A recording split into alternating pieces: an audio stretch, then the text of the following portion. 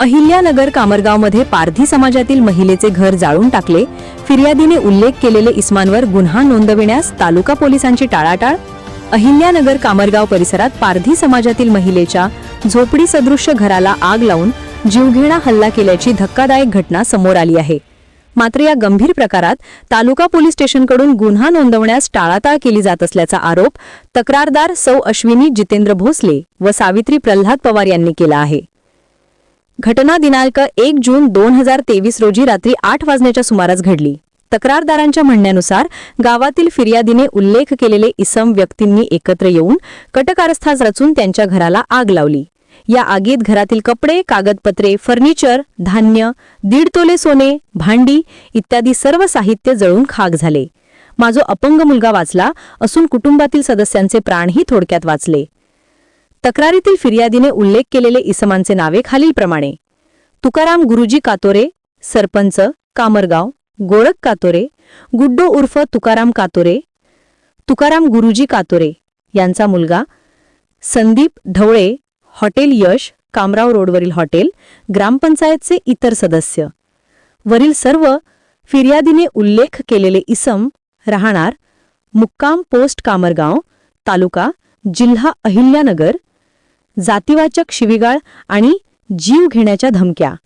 तक्रारदारांचा गंभीर आरोप: सौ अश्विनी जितेंद्र भोसले, सावित्री पवार या अनुसूचित जमातीतील फासे पारधी असून त्यांना शासनाच्या घरकुल योजनेचा लाभ मिळाला आहे, परंतु गावातील काही उच्चवर्गीय व्यक्ती त्यांना सतत जातीय द्वेषातून त्रास देत असल्याचे त्यांनी सांगितले।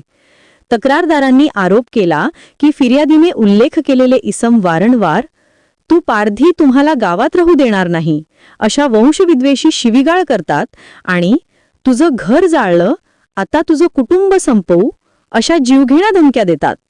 तक्रारी असूनही पोलिसांची निष्क्रियता।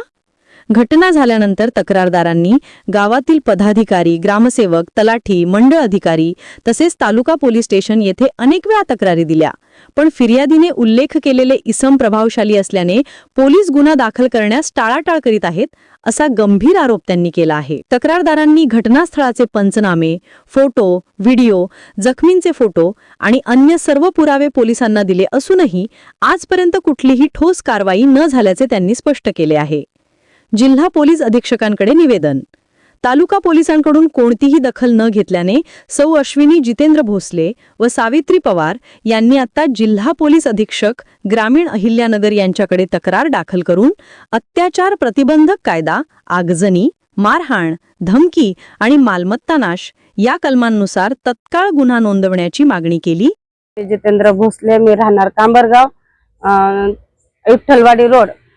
तर काही गाव गुंडांनी 2023 मध्ये माझं घर जाळलं, माझ्या भावाचं घर जाळलं, आम्हाला हाणामार केली आणि त्याच्यानंतर परत त्यांनी सगळ्या गाव गुंडांनी मिळून सगळे जिथले तिथं दाबदाबी केली। मी 3 वर्ष हाणामार झाली होती, त्याच्यामुळे मला गोळ्या घालायची धमकी होती। गुड्ड्या, तुकाराम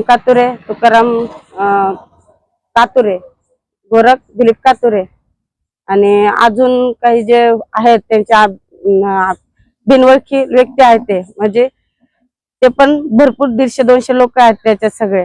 त्यांनी जाऊन रात्री 8 वाजता जाऊन सगळ्या घराचा जाळपोळ केला। त्यात माझा मुलगा अपंग आहे, माझा मुलगा जळून मेला असता, पण माझा मुलगा धाडीस करून कसा बसा बाहेर पळाला आणि घरातला आता काही सुद्धा नाही राहिलं। 3 वर्षापासून मी इकडे तिकडे भटकते।